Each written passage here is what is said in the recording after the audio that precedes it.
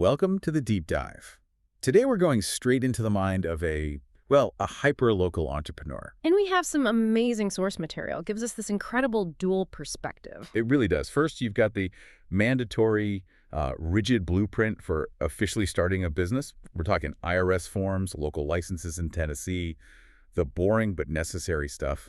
But then, right after, we get the strategic playbook of a high-volume local media business, a coupon book publisher, of all things. And the way they make money is it's pure operational sophistication. Yeah, this is a deep dive with a kind of dual mission for you, the learner. Exactly. First, we're cutting through that red tape. We're giving you the essential, the non-negotiable compliance steps to risk-proof your launch. But then we pivot hard. We pivot hard to dissect the strategy because Yeah. you need the tactical know-how to get registered, sure, but you need the strategic understanding of, say, revenue diversification and hyper-tight cost control to actually grow. It's the difference between pouring the concrete foundation for your company and then understanding the complex engineering needed to make that high-rise actually thrive. Under daily pressure, yeah. We're looking at the official rules and the hidden strategies. Okay, let's unpack this. So we have to begin where every serious business begins, no matter what you sell. The federal prerequisite? The employer identification number, the EIN. Right. It's issued by the IRS, and you should really just think of it as the 9-digit social security number for your business. It sounds so obvious, but I'm guessing people trip up on this. All the time. Skipping this or delaying it causes massive headaches. An EIN isn't just for filing taxes. It's the core identifier you need to open a dedicated business bank account. Right, you can't just use your personal social. You really, really shouldn't. You create a huge liability issue. And frankly, most banks will just refuse to work with a corporation or an LLC without an EIN. And our sources point out something critical here. The moment you get that EIN, the IRS sends you a notice, the CP 575A. And this might be one of the most operationally critical documents you will ever receive. But it gets overlooked. It's the single biggest operational vulnerability for so many startups. That notice is only issued once. Once. That's it. That's it. If you lose it, the process to get that documentation back is, let's just say it's bureaucratic hell. It can halt loans. It can stop high-level contracts. So this isn't just a confirmation letter. No. It specifies your official tax duties, your deadlines. If you're a corporation, it will literally state your filing requirement is Form 1120 due March 15th. It's your official notice. So the takeaway is scan it, save it to the cloud, keep a hard copy. Do not rely on the IRS to reissue it easily. It's not going to happen. Okay, so that makes the process feel less like a checklist and more like a risk mitigation exercise right from the start. It is. So once the federal ID is locked down, we go local. For this, we're looking at Tennessee, specifically the Tennessee Business Tax License. And we're using Shelby County as the example, but the principle, it applies statewide. And this is where, a simple clerical mistake can trip people up. It is. The application requires that federal EIN. You need it before, or at least while, you're applying. But the real complexity, oddly enough, is in the address fields. Box 4 versus Box 5.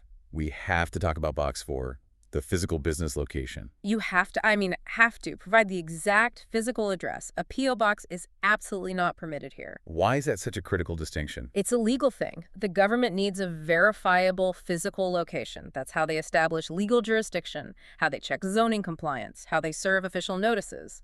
If a regulator needs to find you, they need an address they can physically drive to. So the post office box is fine for Box 5, the mailing address where you get your letters. Sure. For correspondence, it's fine. Right. But for the actual site of operations, you need that verifiable street address. And before you even get to that point, you have to have your legal structure decided. Oh, absolutely. Proprietorship, LLC, corporation, you have to have committed because that decision gates the rest of the application.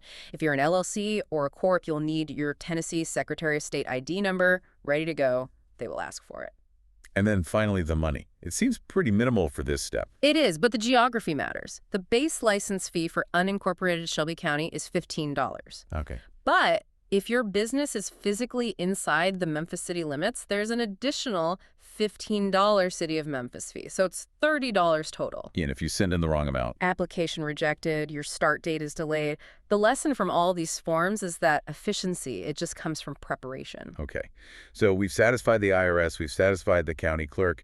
Now let's pivot hard. This is where it gets fun. We're moving from the mandatory checklist to the competitive strategy of a business that is. It's not just surviving, it's thriving. And it looks so simple from the outside. A local coupon book publisher. Yeah, but the operational complexity is just staggering. What we're really looking at is a masterclass in revenue diversification. And it's built around 2 print products. 2 print products that have this essential symbiotic relationship. They're designed not to compete, but to amplify their collective value. All right, walk us through product 1, the magazine. This is the premium play. Right. The magazine is the prestige product. Think 52 pages, full color, glossy paper. The expense, the quality, it's all intentional. And its goal isn't direct sales. No, its primary goal is long-term brand building, readership engagement. They fill the pages with high-quality local features articles on Memphis history, maybe a guide to Graceland, a spotlight on the Stax Museum. So why spend all that money on expensive editorial content that doesn't directly generate revenue? Because that's what attracts the highest-tier advertisers. The tourism industry, hospitality, luxury services, they're buying brand association. The reader trusts the publisher, so that trust establishes the publisher's credibility. Okay, and then you have product 2, the coupon book, which, like you said, it looks like it came straight out of 1995. And that's by design. It's the tactical product. 24 pages, maybe 2-color, printed on cheap newspaper-style stock. It is explicitly designed for cheap, high-volume production. And its goal is the opposite of the magazine. Completely. Its goal is driving immediate, measurable foot traffic. It's all about trackable ROI through BOGO deals or steep percentage off coupons. Okay, I see the symmetry, but here's my question. Here's the friction. You're distributing this cheap, flimsy booklet right next to a beautiful, glossy magazine. Doesn't that risk undermining the high-end brand you just spent all that money to build? That's a sharp question, a really good one, and the strategy is designed specifically to mitigate that exact risk. The psychological principle is something called trust transfer. The reader first engages with the high-quality, trusted, glossy content, that positive feeling, that trust. It gets implicitly transferred to the cheap-to-produce coupon book sitting right next to it. So they think, if the magazine is good, the offers in this little booklet must be vetted and reliable. Precisely. The magazine is the Trojan horse for the real revenue driver, and this whole setup creates a very clear sales ladder for the ad team. Right. The coupon ads are the easy entry point for a small business owner who's nervous about ad spend. Exactly. They want immediate, quantifiable results. Once they run a few coupon ads and see a direct line item of revenue generated from their deal, what happens? They get upsold. Up to the magazine ads for that longer-term brand visibility. And then for the absolute premium offering, sponsored content, advertorials. That's the holy grail. It leverages the magazine's editorial trust by presenting the client's message as a helpful feature, not a hard pitch. That's where the highest margins are. That's the revenue strategy. A beautiful dance between brand and immediacy. But let's get into the financial reality, because you called this section the brutal math for a reason. Yeah, what's fascinating here is the sheer audacity of the sunk cost. This is not some low-overhead digital startup. The total operational cost for a single print run of 50,000 coupon books, and that's factoring in paper, ink, distribution, it's calculated to be over $31,500. $31,000 out the door before a single ad is sold. That money is spent and gone, which sets a terrifyingly high hurdle for profitability. So how much revenue do they have to generate just to break even on that one product? Well, to hit their target, which is a tight 12% profit margin on the coupon book alone, the business has to hit a very high sales volume target, Which is 144 ads per issue. Wow. That is a staggering number of small businesses to close every single cycle. Yeah. What does that tell us about the average price per ad? It tells you everything. If you run the numbers, they need to generate about $35,000 in ad revenue per issue. Divide that by 144 ads, and you find the average price for one ad space is only about $245. So it concerns the strategy. It's all high volume, high frequency sales. It's not about landing one big whale. Not at all.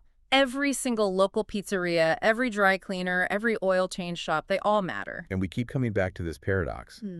The most valuable thing they produce, the thing that drives the traffic, the coupon book, is free. That is the core business model shift.